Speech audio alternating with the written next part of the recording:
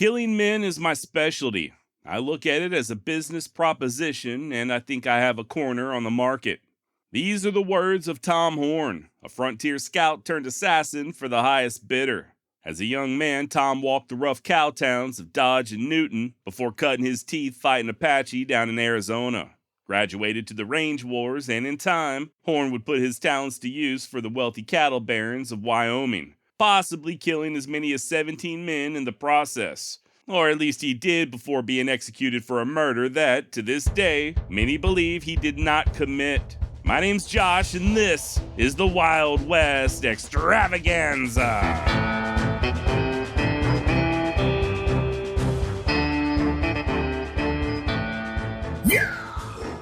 Thomas H. Horn Jr. was born in Scotland County, Missouri on November 21st, 1860. His father, Tom Sr., was, at one point, the largest landowner in the county. In addition to raising livestock, the elder Horn speculated in farm equipment, owned a hardware store, and even helped to establish a bank there in the nearby town of Memphis. He and his wife were devout members of a religious sect known as the Disciples of Christ, which meant that they held their children to a somewhat stringent code, one that didn't hold much weight on sparing the rod. That being the case, young Tom Jr. endured his fair share of corporal punishment. It didn't take, though. Despite the piety of his parents, Tom wasn't exactly the most obedient child that ever graced northeastern Missouri. He'd routinely skip out on both church and school, and would often go missing for days at a time, just wander in the forest with his loyal dog, Shedrick. Quote, I would steal out the gun and take the dog and hunt all day Sunday and many a night through the week, knowing full well that whenever I did show up at home, I would get a whipping or a scolding from my mother or a regular thumping from my father. End quote. By the age of 14, Tom stopped going to school altogether and informed his daddy that he'd be helping out on the farm full time. Of course, this led to increased tension between the two of them, and the beatings became more regular, as did Tom Jr.'s excursions into the forest. Sadly, it was around this same period that his best friend in the whole wide world, his puppy dog Shedrick, was taken from him in a somewhat traumatic fashion. Apparently, Horn had got to arguing with some kids belonging to a passing wagon train. One thing led to another, there was a fight, and one of the older boys unloaded a shotgun into poor Shedrick, an experience that Tom would later describe as the first and only real sorrow of his life.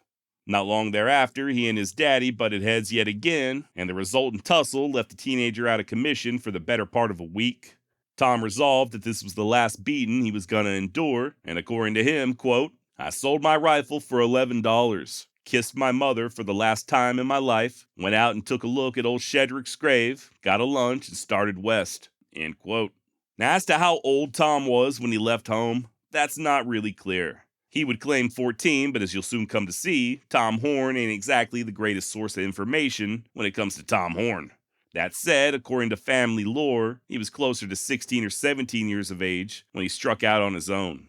And he really didn't even go all that far, at least not initially. Tom would make his way to Kansas on foot, where he worked on the railroad outside of Newton for a while. Then, by 1877, his father would file on land near Grinnell, Kansas, a little over 200 miles west of Newton, and Tom would help out there on the new homestead. Later in life, Horn would claim to have helped Tom Sr. fight off a Native American war party during this time, but as it turns out, that never happened. Remember what I said a minute ago about Tom not being the most reliable of sources. This is going to be a theme throughout his entire story. By January of 78, Tom was in Burton, Kansas, helping his older brother operate a livery stable, but this too would be a temporary venture. He ended up joining a group of Texas cowboys headed back south and, for about the next year and a half, would be employed as a genuine buckaroo, helping to drive at least 2 herds north out of the Lone Star State to the Kansas railheads. And by all accounts, Tom was one hell of a cowboy. He proved to be a good man in the saddle, was adept at working with the animals, and quickly mastered the fine art of roping. At least one ranch hand who rode with Horn during this period would later state that he, quote, figured he was better mentally, physically, yes, and by God, morally, than the rest of us boys. Damned if I don't know whether he was or not, end quote. And turns out this cowboy may not have been too far off. I mean, sure, Tom Horn was a little bit on the vain side, but he was also talented. In the years to come, he'd win more than his fair share of roping competitions and would even be invited to join up with Buffalo Bill Cody's Wild West show. But that's in the future. For now, it's roughly 1878, 1879, and a still teenage Tom Horn was busy trailing cattle and sowing his wild oats. As was the case with many a young cowpoke, Tom proved to be a holy terror when he and his compadres hit the town.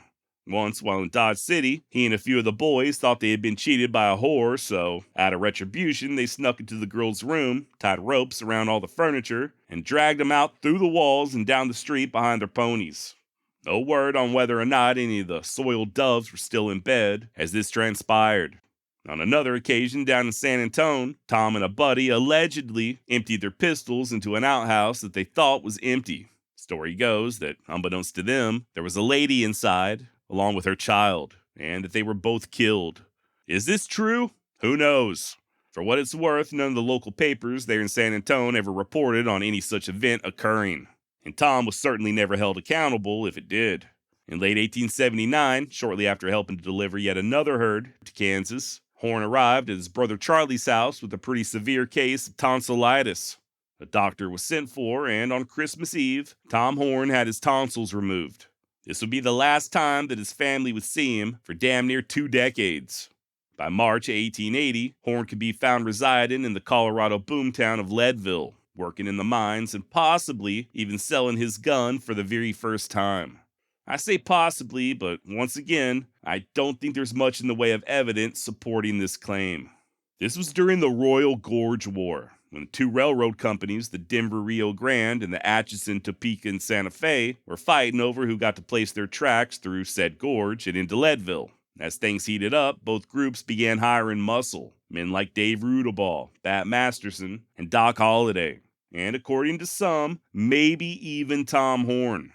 Like I said, though, this does appear to just be speculation. He wouldn't make any mention of it himself, at least not that I'm aware of, and I wasn't able to determine any specifics or even the origin of the rumor. By the way, I did consult 3 different sources for this series. Tom Horn's own autobiography, Tom Horn, The Last of the Bad Men by Jay Monahan, and Tom Horn in Life and Legend by Larry D. Ball.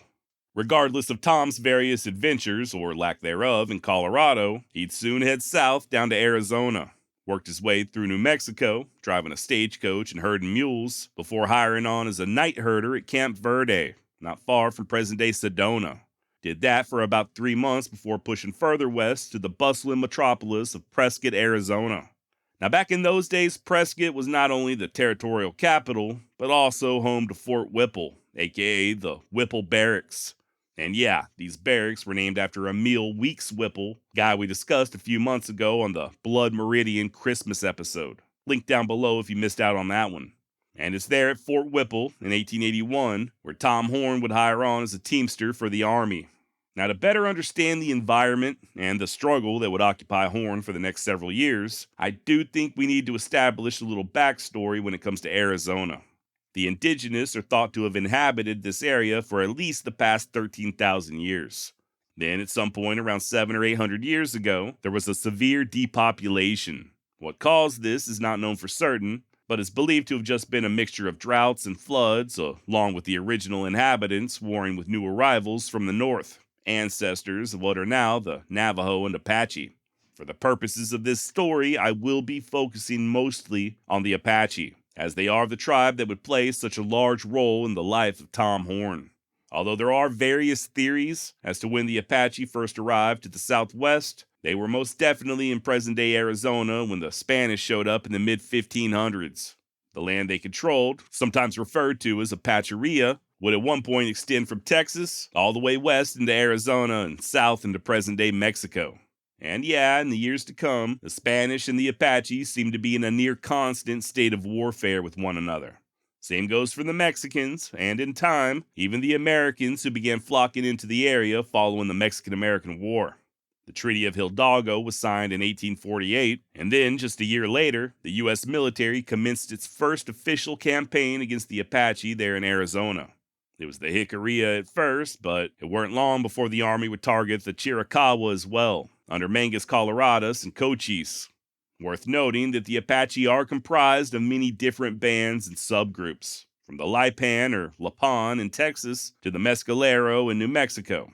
And then in Arizona, you had the Jicarilla, the Chiricahua, the Membrano, and the Western Apache, which also included the White Mountain bands. I don't want to get too deep in the weeds on all of this. I am definitely not an expert when it comes to all the various Apache designations, but suffice it to say that many of these groups were further subdivided into even smaller bands. As more Americans began encroaching on their territory, the violence continued.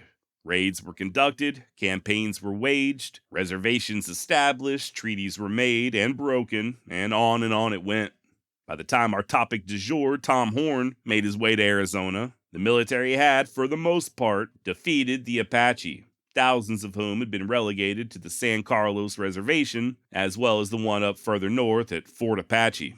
That said, there were still smaller groups, especially the Warm Springs and other factions of the Chiricahua, out there making raids.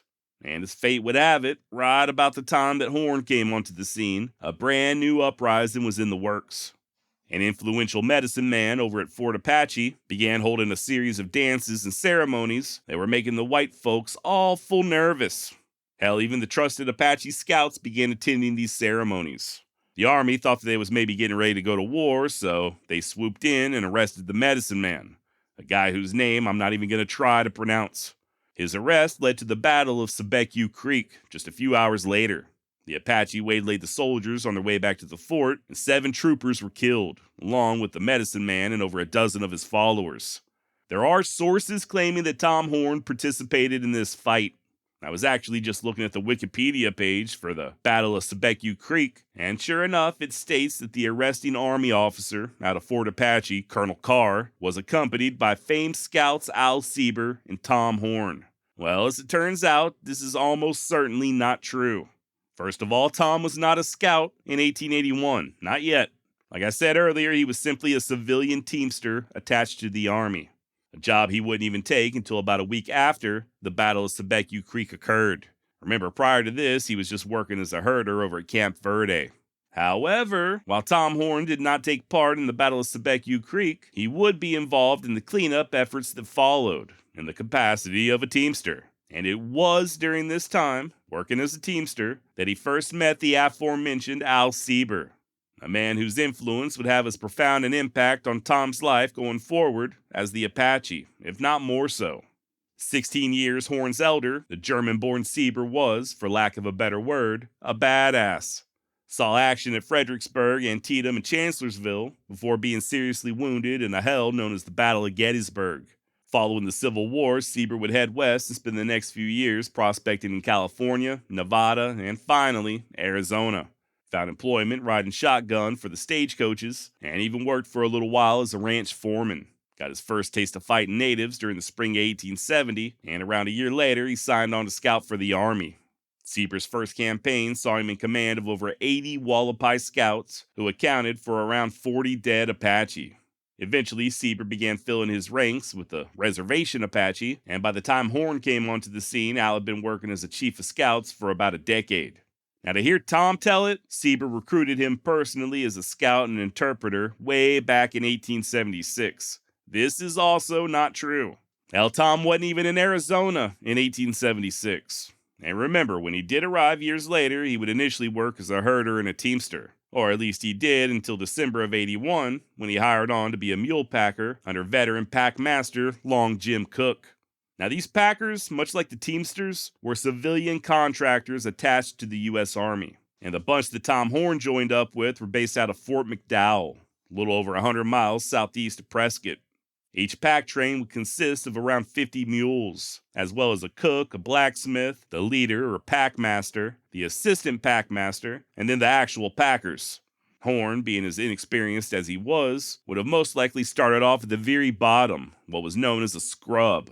And just for clarification, a scrub is essentially a guy that thinks he's fly, just what's known as a busta, okay?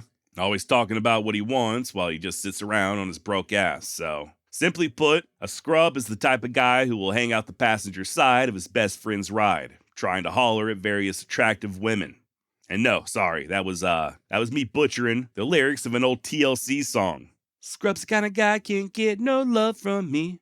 Truth is, a scrub back in Arizona in 1881 was slang for the position of packer second class. which was the lowest rank in a pack train, and as it turns out, Tom Horn's new job. But here's the kicker. Officially, the Packers were considered non-combatants, but try telling that to the Apache. Warriors knew that the mule trains carried valuable ammunition and other supplies for the army, so they were often targeted. That being the case, it was pretty common for Packers like Tom Horn to join the soldiers on the firing lines when things started getting hot.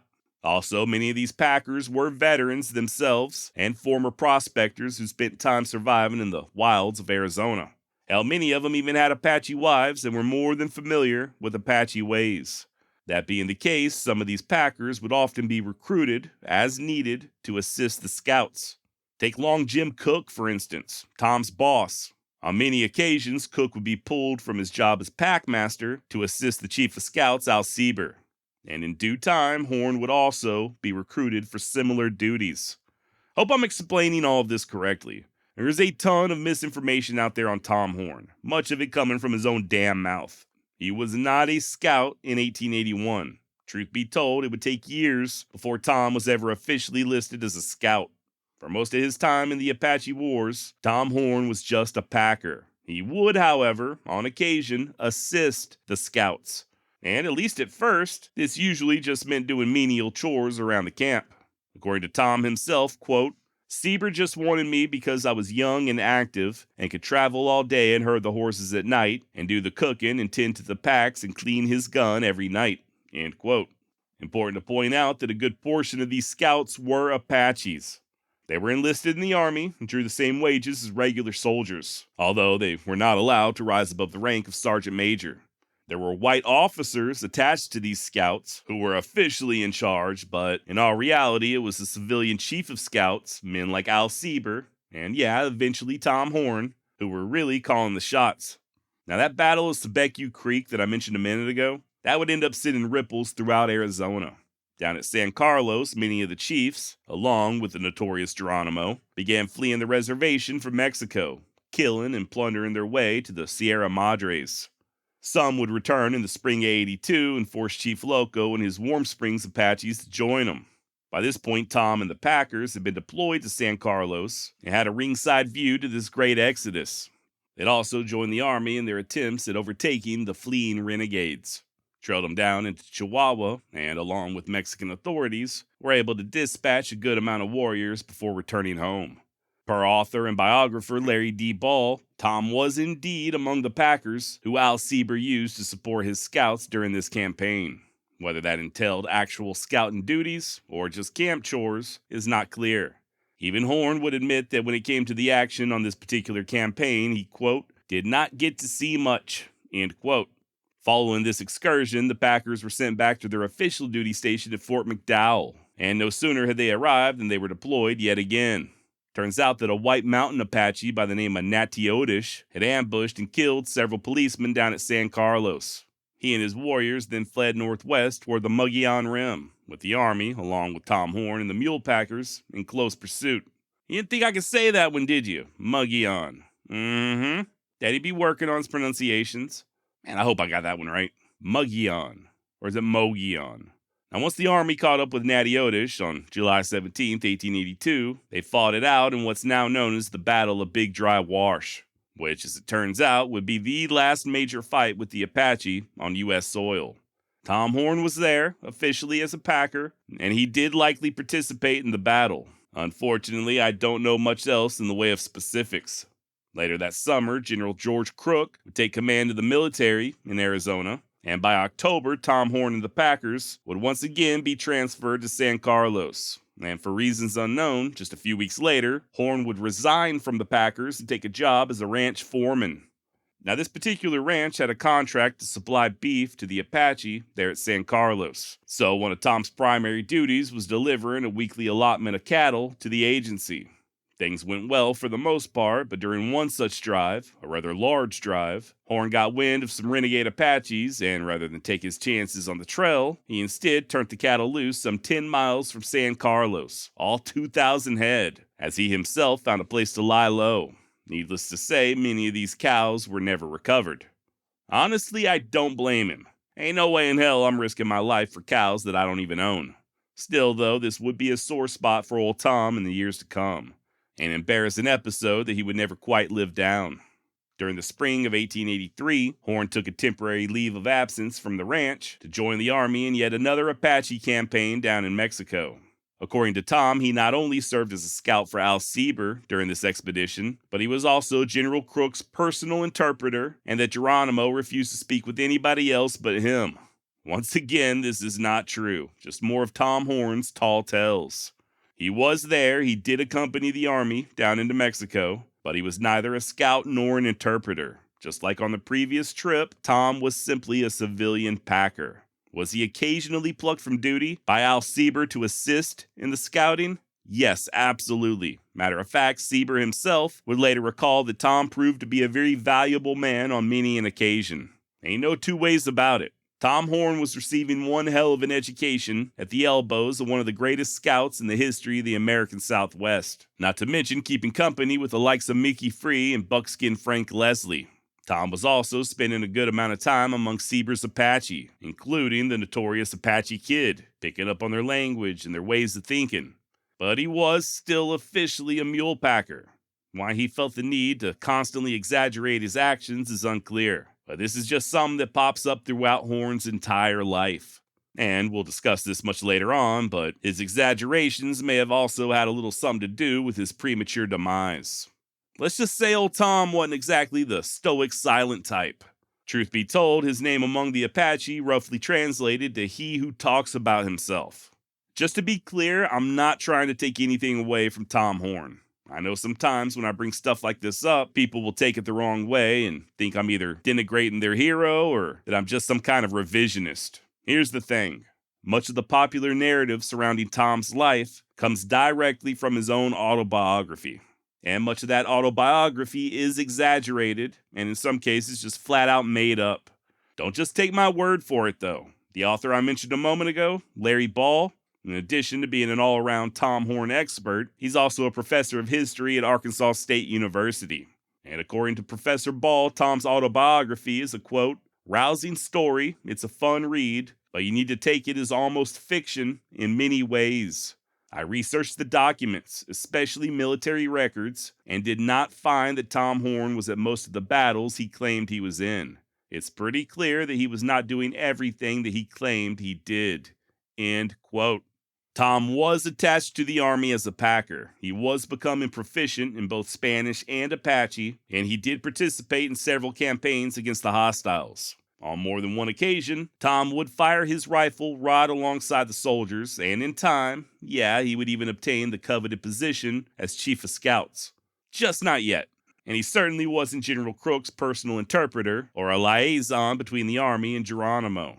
Two things can be true simultaneously. Tom H. Horn Jr. was extremely capable, and in the years to come, he would prove himself to be one of the Old West's most feared killers. He also just happened to have a penchant for exaggeration.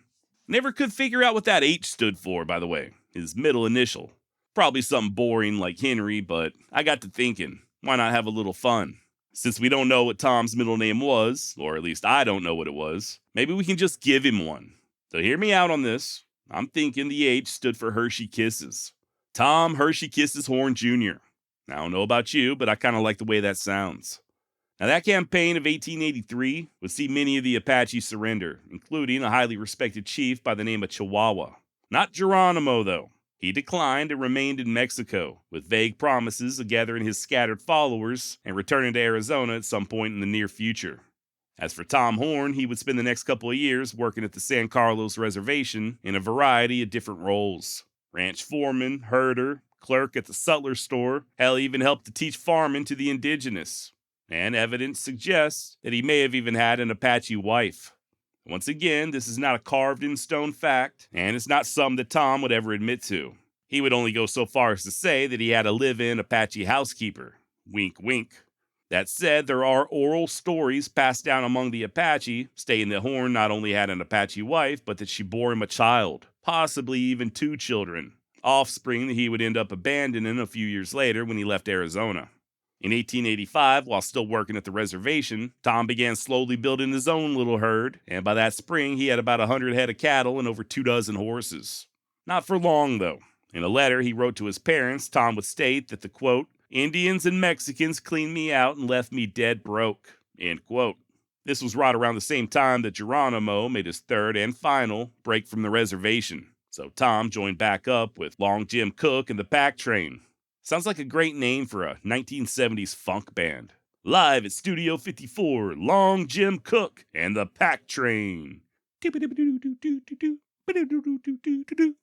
Now, Horn would accompany the army down into Mexico during the spring of 1885, and again later on that winter. And finally, the moment we've all been waiting for, it was during this winter campaign that Tom Horn was officially made a scout.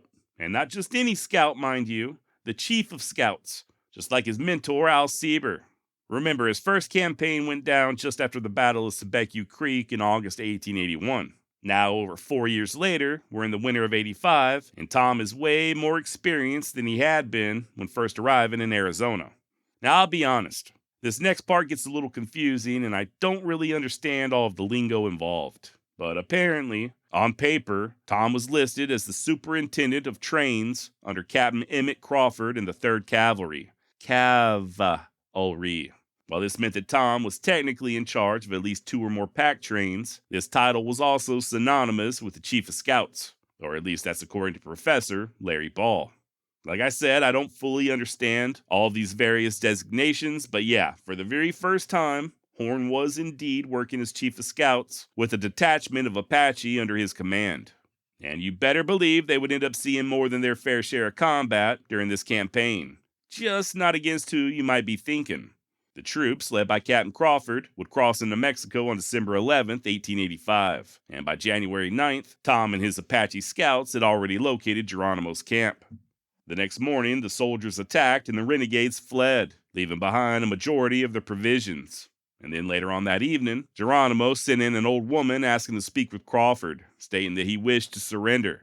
A meeting was scheduled for the next day and the soldiers set up camp, unaware of an altogether new enemy approaching from the north.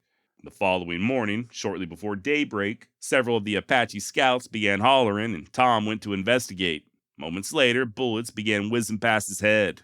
Turns out this was a detachment of Mexican militia under the command of 2nd Lieutenant Santa Anna Perez. They had their own indigenous scouts, the Tarahumara, and even their own Mexican version of Al Sieber in the form of Don Mauricio Corredor, the same old boy who had killed Chief Victorio just a few years earlier. Now, why in the hell they decided to attack the Americans remains a mystery. Now, these troops were in Mexico legally, per the border agreement, and Crawford did inform authorities of his presence before even attempting to pursue the Apache into the Sierra Madres. It's thought that Corredor and his men were on a scalp hunting expedition, and when they spotted Tom's Apache, they figured they was hostiles. At face value, this does seem to have just been one big tragic mistake. But then again, the Mexicans would continue attacking, even after the Americans had identified themselves. Matter of fact, both Tom Horn and Captain Crawford climbed up on top of a large rock, waving their arms and repeatedly yelling out that they were soldados americanos. What no use, though, and in exposing themselves, Tom caught a bullet to the arm, and Crawford was shot in the head. The battle would last around 2 hours until the Mexicans realized it was getting the worst of things and raised a white flag. Turns out they had lost 4 of their own, including Don Corredor, along with several more wounded. As for the Americans, their only fatality was Captain Crawford. Although he was still clinging to life following the battle, he would remain unconscious and pass away just about a week later. This entire ordeal, now known as the Crawford Affair, was a clusterfuck from start to finish. Even after the ceasefire, the Mexicans attempted to arrest Crawford's second-in-command, Lieutenant Marion Moss. It wasn't until Tom's Apache scouts let loose a volley of war cries that the nervous militiamen finally let Moss go. And much to Lieutenant Moss's credit, he did resume the mission. Sure enough, on the 15th of January, both Geronimo and Chief Natchez arrived in his camp looking to talk. With Horn and his scouts helping out as translators, the Apache agreed to come in on their own accord in a couple of months. Now, the return trip to Arizona was mostly uneventful, other than Captain Crawford finally giving up the ghost, and Tom fell into control of his scouts. Apparently, they did quite a bit of stealing along the way. Still, though, at 25 years of age, Tom Horn was lauded both by American and Mexican authorities. Lieutenant Moss would remember Tom as being courageous, while others would applaud his bravery and coolness under fire. Hell, even that commander of the Mexican militia, Lieutenant Perez, would praise Tom for exposing himself as he attempted to identify the troops as Americans. Moss, who would later be awarded the Medal of Honor for his actions during the incident, tried to get some type of formal recognition for Horn, but this was denied due to him being a civilian. As promised, the Apache did indeed arrive south of the border to speak with General Crook 2 months later. And once again, Horn would greatly exaggerate his role in the negotiations, even going so far as to say that he orchestrated the entire damn thing and that Geronimo would agree to surrender to him and him alone. Truth is, Tom wasn't even on the official list of interpreters. He was present there in Mexico at the end of March when Crook met Geronimo. That much is a fact. You can even see pictures of Horn in the background, but experts do think that it's highly unlikely he acted as the chief interpreter. And we know for a fact he was not the only interpreter. Doesn't really matter though, as Geronimo would have a change of heart. As the other Apache were escorted north, he and around 20 of his warriors, along with a few of the women and children, slipped back down into the mountains. Fun fact, the photographs taken during this council are the only known images of Native Americans actively at war with the United States. And the photographer was a guy by the name of C.S. Fly. Just a few years prior, Mr. Fly had been an eyewitness to the gunfight at the OK Corral. His photography studio, which was adjacent to where the shootout occurred, is where Ike Clanton fled to after telling Wyatt that he was unarmed. If you'd like to check out a few of these photos, you can find them in a recent edition of the 100% free Wild West newsletter. Just head on over to wildwestjosh.substack.com or click on that link below that says newsletter. Now, as a result of Geronimo getting away yet again, General Crook was replaced by Nelson A. Miles. And one of the officers that Miles would dispatch to reel in Geronimo was Captain Henry W. Lawton. Over the next few months, Tom would accompany Lawton into the field, on and off again, and he would be present in September of 1885 when Geronimo finally surrendered for good. He would help to escort Geronimo and the other prisoners all the way to Fort Bowie, and for the most part, this would conclude Tom's career as a scout. He went back to punching cattle and working at various ranches in and around Aravaipa Canyon, the same area that he had attempted to build that herd a couple of years prior. And once again, Horn proved his worth as a cowboy. According to a fellow ranch hand, Tom was so talented that he had his choice of employment, often working roundups for several different spreads. He also did a little prospecting, or at least he did until he got involved with a little something known as the Pleasant Valley War. Now, before we get to that, just real quick, I would like to discuss the lethality of Tom Horn up to this juncture of his life. While there's not one single incident I can point to and say, oh yeah, this here is when Tom Horn killed his first man, I do think it's pretty much inferred, right? I don't necessarily buy into the stories of Tom selling his gun in Colorado, but you have to assume that after spending the better part of 5 years chasing Apache all over Mexico and Arizona, that he had to have spilled blood on at least a few occasions. Back when he was working as a packer, Tom claimed that he and Al Sieber would sometimes patrol the territory, either just checking up on the various homesteaders, just making sure they were okay, or chasing bandits. On one such occasion, during the spring of 1882, they got into a gunfight with horse thieves between Fort Thomas and Fort Apache. And when the smoke cleared, 3 of the bandits lay dead in the dirt. No idea how many of them Tom killed, but just to give you an idea as to his state of mind during this period, a witness who happened along shortly thereafter would recall a dispute about what to do with the bodies. Rather than bury the dead men, Horn wanted to leave them laying there in the road as a warning to others. One has to wonder how much of this callousness he picked up from Al Sieber. I really didn't mention this earlier, but in addition to being an extremely talented scout, Sieber was also a stone-cold killer. Once, when they were out looking for Apache moonshiners, Horn witnessed Al's ferocity firsthand.